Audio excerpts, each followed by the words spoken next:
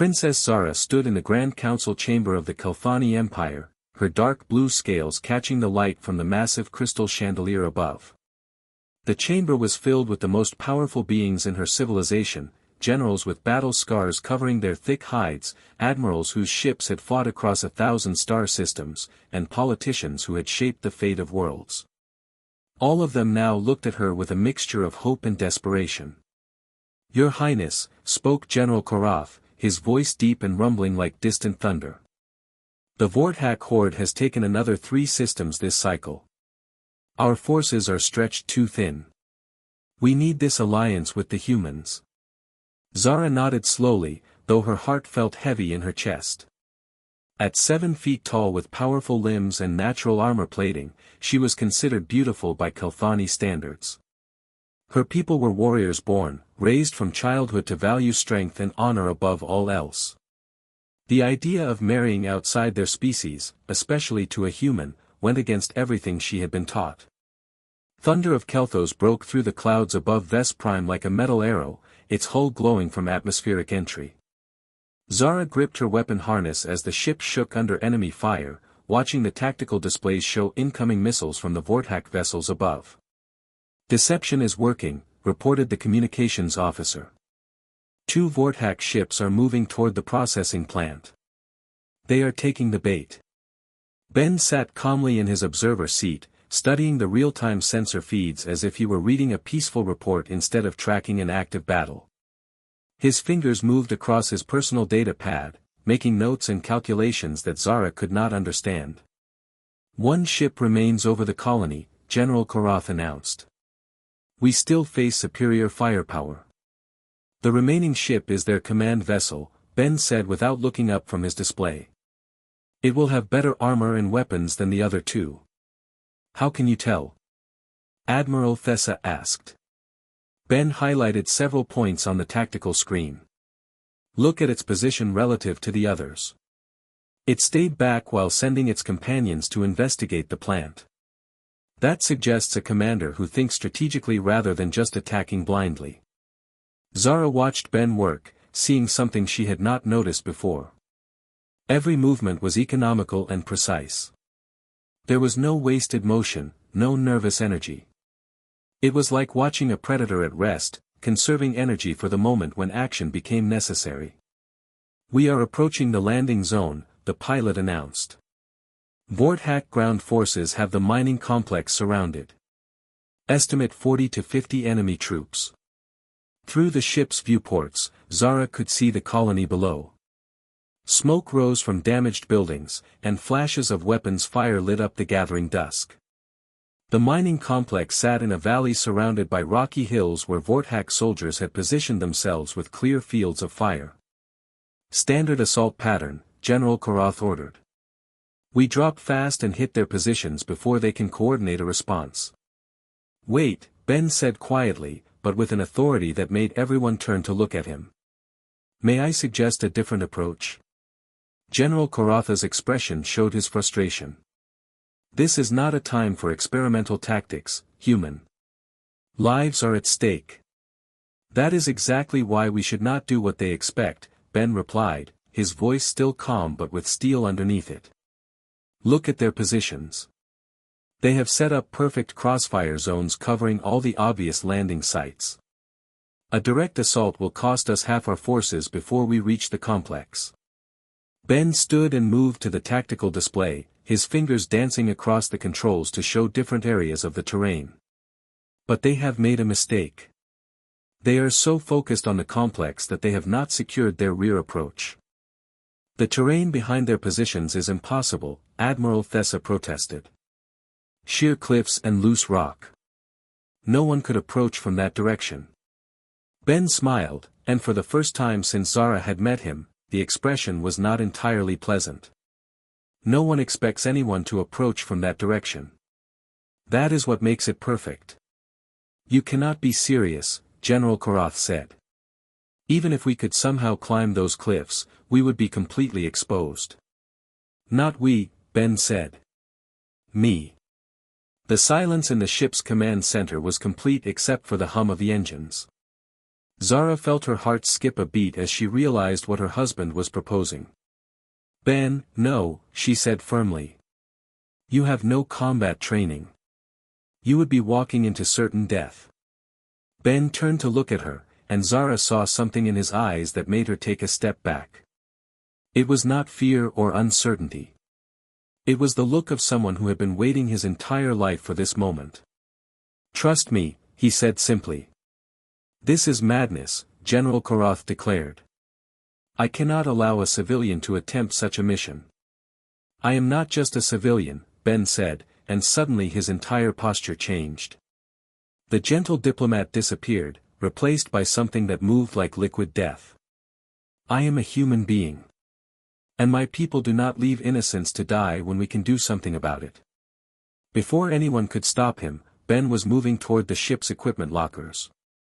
His movements were so fast and sure that the Kelthani warriors found themselves stepping out of his way without thinking about it.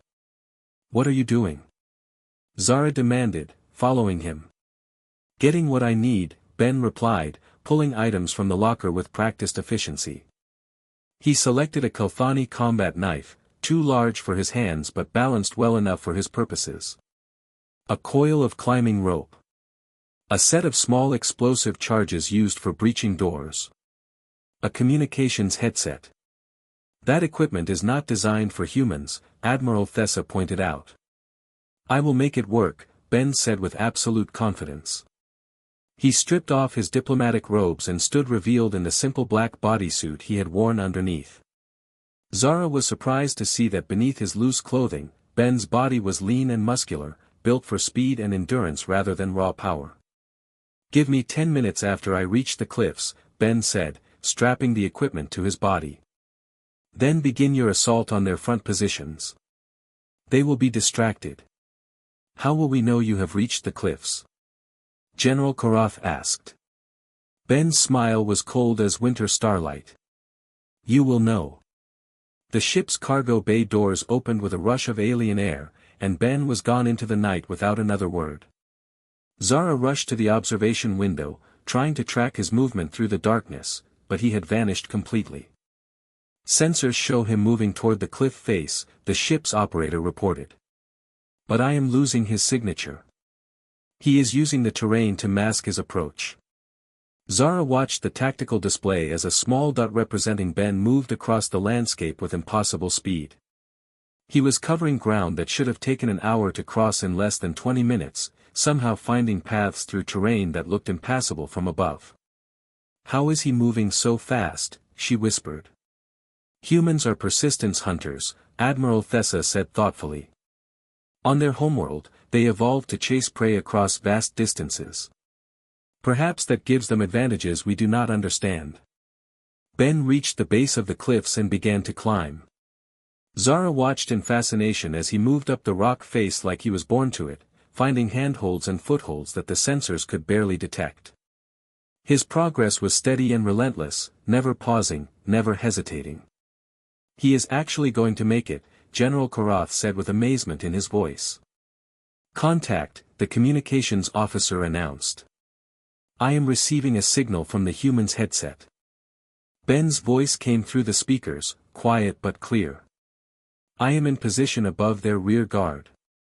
Beginning descent now. On the tactical display, Zara could see Ben's signal moving down from the cliffs toward the Vortak positions. The enemy soldiers were completely focused on the mining complex below, never thinking to look behind them. Charges placed, Ben's voice reported. Beginning elimination of sentries. Elimination? Zara asked, but her question was answered a moment later. The first Vortak sentry simply disappeared from the sensor display. One moment he was there, the next he was gone. No weapons fire, no alarm, no sound that carried to their ship's sensors. What just happened? General Korath demanded. Human happened, Admiral Thessa said with something like awe in her voice. Another sentry vanished. Then another. Ben was moving through the Vortak positions like a ghost, eliminating guards with deadly efficiency while the rest of their forces remained completely unaware that their perimeter had been breached. He is using their own knife weapons, the sensor operator reported with disbelief. Taking them from the guards he has neutralized and using them against the next targets. Zara realized she was holding her breath as she watched Ben work. This was not the gentle diplomat who had learned their dances and spoken of peace. This was something else entirely, a creature of perfect lethality that moved through enemy ranks like death itself. Rear positions clear, Ben's voice came through the communications. Detonating charges on their heavy weapons in 3, 2, 1. A series of explosions lit up the hilltops as the Vortex artillery and anti-ship weapons were destroyed. Suddenly the enemy force found themselves without their biggest advantages, and confusion spread through their ranks as they tried to understand what was happening. Now, Ben's voice said. Hit them now while they are disoriented. General Korath needed no further encouragement. All units, commence assault. Drive them back from the complex. Thunder of Kelthos swooped down toward the landing zone as Kelthani warriors poured out of the ship's cargo bays. But instead of facing the deadly crossfire they had expected, they found an enemy in chaos, leaderless and blind. Zara hit the ground running, her weapons ready, but found herself looking around in amazement at what Ben had accomplished. The carefully prepared Vortex positions had been turned into a scattered mess of confused soldiers trying to regroup without their officers or heavy support. "Where is he?" she called into her communicator. "Where is Ben?" Moving through their front lines, came the reply. "He is driving them toward your position." Zara saw him then, emerging from the smoke and confusion like something from a nightmare. Ben moved through the battlefield with terrifying grace, using captured Vortex weapons with deadly efficiency. He was not fighting like a warrior, he was fighting like a force of nature. A Vortex soldier, 3 times Ben's size and armed with powerful energy weapons, rounded a corner and found himself face to face with the small human. The alien raised his weapon, confident in his advantage, but Ben was already moving. He rolled under the creature's aim, came up behind it, and did something with his hands that dropped the warrior instantly. "He broke its neck," Admiral Thessa said with shocked admiration. A human broke a Vortex neck with his bare hands. But Ben was not done. He picked up the fallen warrior's weapon and used it to clear the next defensive position, moving and firing with precision that made the Kelthani veterans look clumsy by comparison. Every shot found its target, every movement had purpose, every action built toward the complete destruction of enemy resistance. "This is impossible," General Korath said as he watched Ben systematically dismantle an entire squad of Vortex soldiers. "No single being could do what he is doing." "He is not fighting like a single being," Zara realized suddenly. "He is fighting like a pack hunter. Every action sets up the next one. Every enemy he defeats makes him stronger and the next fight easier." Ben had taken position behind a rocky outcrop and was coordinating fire with the Kelthani forces, but his approach was unlike anything in their military doctrine. Where her people fought with honor and courage, Ben fought with calculated ruthlessness that turned every enemy's strength into a weakness. When a group of Vortex soldiers tried to retreat to a fortified position, Ben was already there waiting for them. When they attempted to regroup for a counterattack, they found their weapons sabotaged and their leaders eliminated. When they tried to call for support from their ships, they discovered that their communication equipment had been destroyed. "He is not just fighting them," Zara said with growing understanding. "He is hunting them. Making them afraid." And the Vortex were afraid. Zara could see it in the way they moved, constantly looking over their shoulders, jumping at shadows. They had come to this world expecting to face honorable warriors who would meet them in direct combat. Instead, they found themselves being stalked by something that turned war into a precise art form. "Final group is barricaded in the mining office," Ben's voice reported.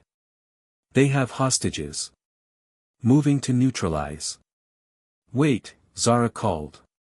"Let us handle the hostage situation. It requires careful coordination." "Understood," Ben replied. "But I am going in first. They will not expect it." Before Zara could protest, she saw Ben moving across the open ground toward the office building with impossible speed. Vorthack weapons fire erupted from the windows, but somehow Ben flowed between the energy bolts like water, never slowing his advance. He reached the building and vanished through a side window. For several moments there was silence, then the sounds of brief, violent combat. When it ended, Ben's voice came over the communicator again. Building secured. Hostages are safe. No casualties among the civilians. Zara and her team reached the mining office to find 12 Vorthack soldiers lying unconscious on the floor, their weapons scattered and useless. The civilian hostages, a mixture of Kelthani and other species, huddled together in the corner, staring at Ben with expressions of terror and gratitude. "What did you do to them?" General Korath asked, looking at the defeated enemies. "They are alive," Ben replied simply. "Unconscious, but alive. They will wake up in a few hours with severe headaches and no weapons." "You could have just eliminated them," Admiral Thessa pointed out. Ben looked at her with tired eyes. "The war is over for them. They pose no threat. There was no need to take their lives." Zara stared at her husband as the full scope of what he had accomplished began to sink in. In less than an hour, Ben had single-handedly turned a desperate rescue mission into a complete victory. He had neutralized a force 3 times their size without losing a single Kelthani life, and he had done it all while somehow maintaining his principles about unnecessary violence. "The Vorthack ships in orbit are withdrawing," the communications officer reported from Thunder of Kelthos. "They are abandoning the system." "They know," Ben said quietly. "They know that their ground force was completely destroyed by a tiny rescue team. They will report back to their commanders that this system is more trouble than it is worth." As they gathered the rescued civilians and prepared to return to their ship, Zara found herself walking beside Ben in stunned silence. The gentle diplomat had returned, helping injured civilians and speaking softly to frightened children, but she could not forget what she had witnessed. "How?" she finally asked. "How did you do all of that?" Ben was quiet for a long moment as they walked. "My people have been at war for most of our history," he said finally. "Not always with others, but often with ourselves. We learned to be very good at it because those who were not good at it did not survive to have children." "But you are a diplomat," Zara protested. "A peacemaker." "Yes," Ben agreed. "Because I understand what war really is. I understand what it costs and why it should be avoided. But I also understand that sometimes avoiding war means being better at it than those who would hurt innocent people." Back aboard Thunder of Kelthos, as they began the journey home, Zara sat in her quarters trying to process everything that had happened. The gentle human she had married was still there, still kind and thoughtful and dedicated to peace. But underneath that exterior was something that had evolved to survive in a universe where survival was not guaranteed. A soft knock on her door interrupted her thoughts. "Come in," she called. Ben entered, looking tired but somehow more relaxed than she had seen him since the mission began. "I wanted to apologize," he said. "I know that what you saw today was probably disturbing. It is not how I wanted you to learn about what humans are capable of." "I am not disturbed," Zara said slowly. "I am amazed. And perhaps a little frightened, but not of you. Frightened for anyone who might threaten the people you care about." Ben sat down across from her, and she could see the weight of what he had done settling on his shoulders. "We do not enjoy war," he said quietly. "But we are very good at it when we have no choice. Your people fight with honor and courage. Humans fight to win, by whatever means necessary, so that the fighting can end and people can live in peace. The other species in the galaxy," Zara said thoughtfully. "They do not know, do they? They see your size and your apparent weakness, and they think they understand what humans are. Most species develop strength or speed or natural weapons," Ben explained. "Humans developed something else. We learned to think our way out of problems, to adapt faster than our enemies could respond, to turn our environment into a weapon. We became the greatest predators on our planet not through strength, but through intelligence and determination. And now you use those same abilities to keep the peace." Ben nodded. The best way to prevent a war is to make it clear that starting one would be a very bad decision. Sometimes that means being able to end a fight so completely that others decide not to start new ones. Zara looked at this remarkable being who had somehow become her husband. He spoke of peace while possessing the ability to destroy enemies that her own warrior people could not defeat.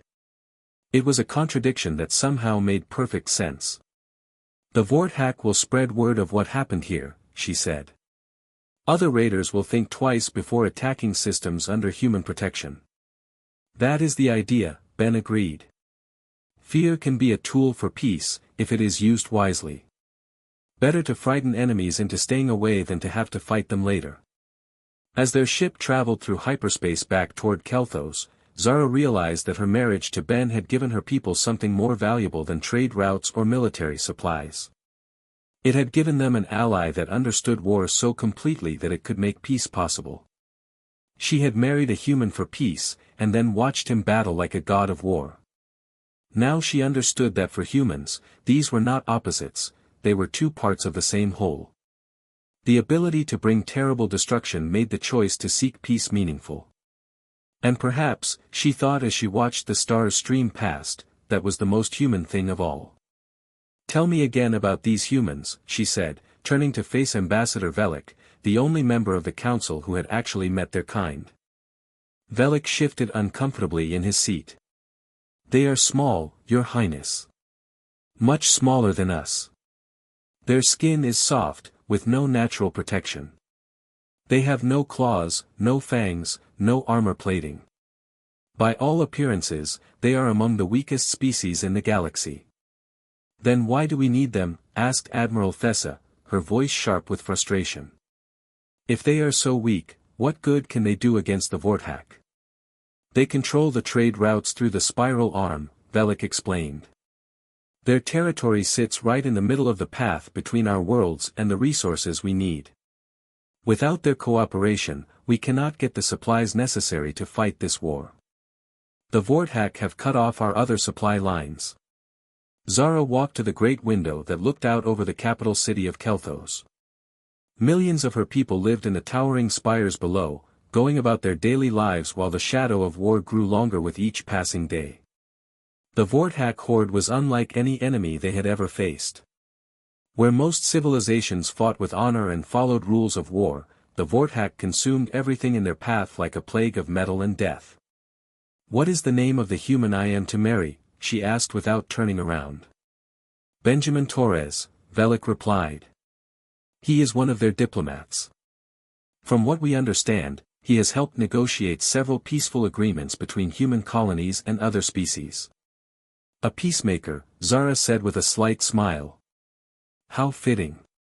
We ask him to marry a warrior princess to stop a war. 3 days later, the human diplomatic ship arrived at Kelthos. Zara watched from the palace landing platform as the small vessel touched down with barely a whisper of sound. Human technology was different from Kelthani engineering, where her people built ships that looked powerful and intimidating. Human design seemed focused purely on function. The ship's door opened with a soft hiss, and Ben Torres stepped out into the alien sunlight of her world. Zara had to stop herself from showing surprise at his appearance. Ambassador Velik had not exaggerated, the human was tiny compared to her people. He stood perhaps 6 feet tall, with light brown skin and dark hair. His body looked fragile, covered only in simple cloth garments that would not stop even the weakest weapon. But as Ben approached the waiting delegation, Zara noticed something interesting in the way he moved. His steps were careful and measured, his eyes constantly scanning the area around him. There was a quiet confidence in his posture that seemed at odds with his physical appearance. Your Highness, Ben said in surprisingly good Kelthani, offering a respectful bow. I am honored to meet you and grateful for your people's hospitality. Zara found herself impressed by his pronunciation. Kelthani was not an easy language for other species to learn, with its complex system of tonal shifts that could change meaning completely. Most aliens needed translation devices, but this human spoke their tongue almost naturally. Welcome to Kelthos, Benjamin Torres, she replied in English, wanting to show that she too had prepared for this meeting. I hope your journey was comfortable. Ben's face brightened with what appeared to be genuine pleasure. Your English is excellent, Your Highness. And please, call me Ben. Where I come from, we believe that people who are about to share their lives should not stand on too much ceremony. Over the following days, Zara spent time with Ben as they prepared for the wedding ceremony. She had expected him to be intimidated by the massive Kelthani warriors who served as her guards, but instead he seemed genuinely interested in learning about their culture and traditions. Your people have such a rich military history, Ben said one afternoon as they walked through the palace's Hall of Heroes. The corridor was lined with statues of great Kelthani warriors, each one a master of combat who had led their people to victory in ancient battles. You do not find it disturbing? Zara asked. Many other species see us as violent and aggressive. Ben stopped in front of a statue of warlord Kes, who had united the Kelthani tribes 2,000 years ago. Every species has had to fight to survive, he said thoughtfully. Your people simply do not hide from that reality. There is honor in facing the truth of what you are. Zara studied Ben's profile as he examined the statue. There was something in his expression that she could not quite understand, a depth that seemed to hide behind his gentle manner. What are humans like in battle? She asked. Ben was quiet for a long moment. We do what we must, he said finally. When those we care about are threatened, we find ways to protect them. The wedding ceremony took place in the great temple of Kelthos, with representatives from dozens of worlds in attendance. Zara wore the traditional armor of a Kelthani bride, lightweight but ornate plates that showed her status as both a warrior and a woman. Ben wore a simple human formal suit, looking impossibly small next to the massive alien dignitaries surrounding him. As they spoke their vows, Zara found herself watching Ben's face. His words were sincere, and when he promised to stand by her side through whatever challenges they might face, she almost believed he meant it.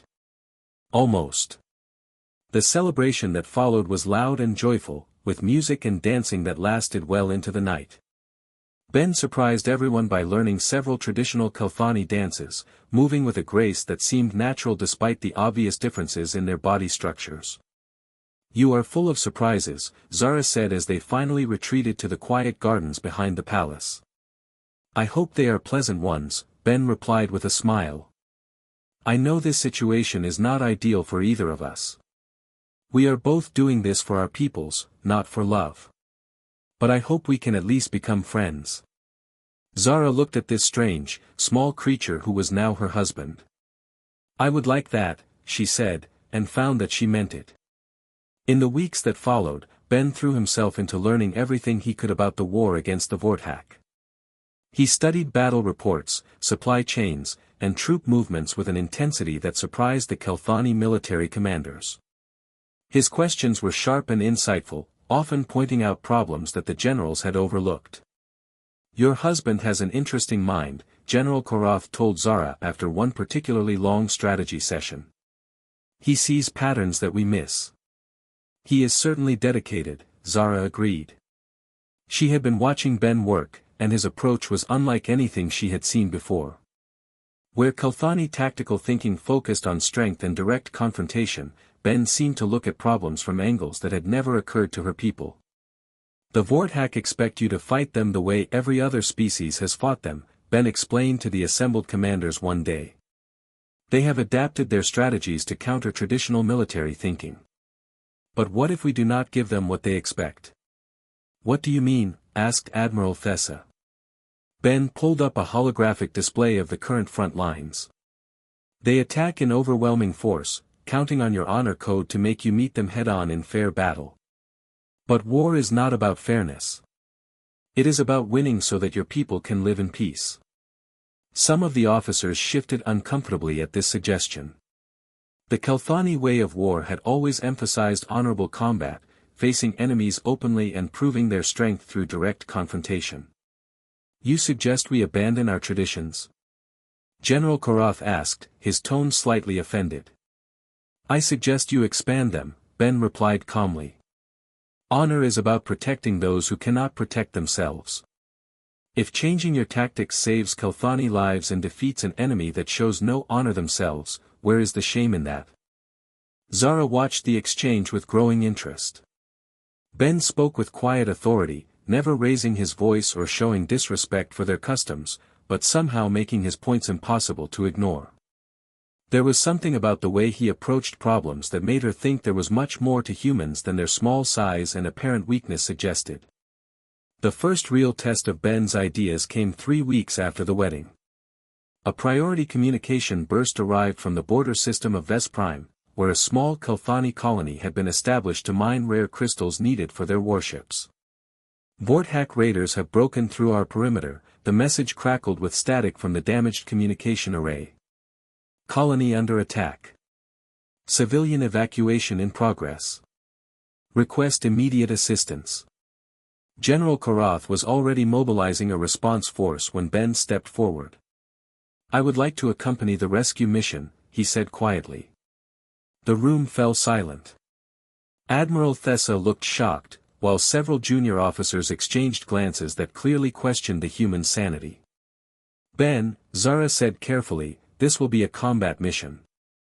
The Vorthak do not take prisoners. They destroy everything in their path." "I understand," Ben replied. "But I have been studying their tactics for weeks.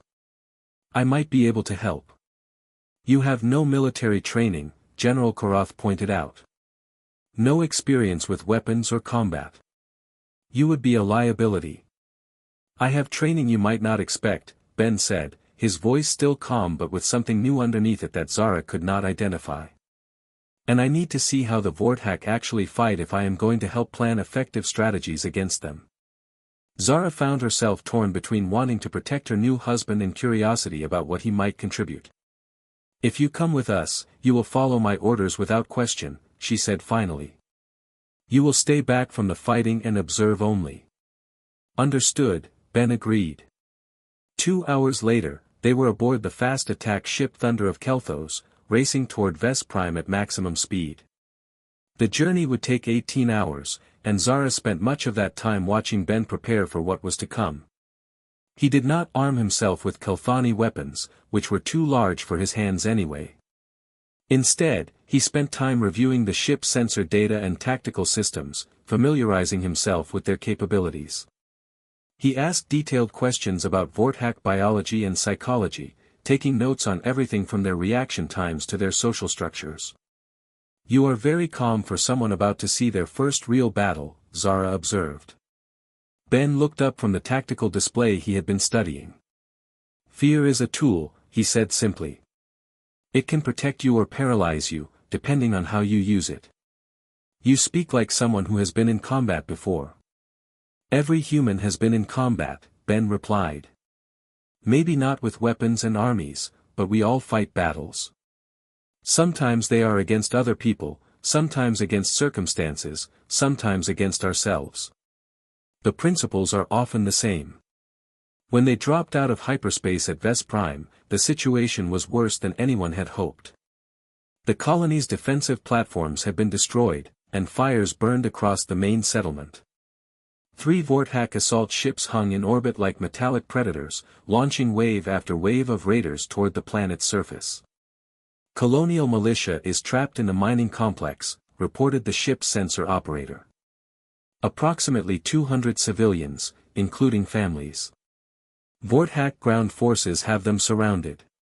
General Karath, who was leading the mission, studied the tactical situation with growing frustration. "We cannot approach directly. Their ships have superior firepower. If we try to break through, they will destroy us before we can reach the colony."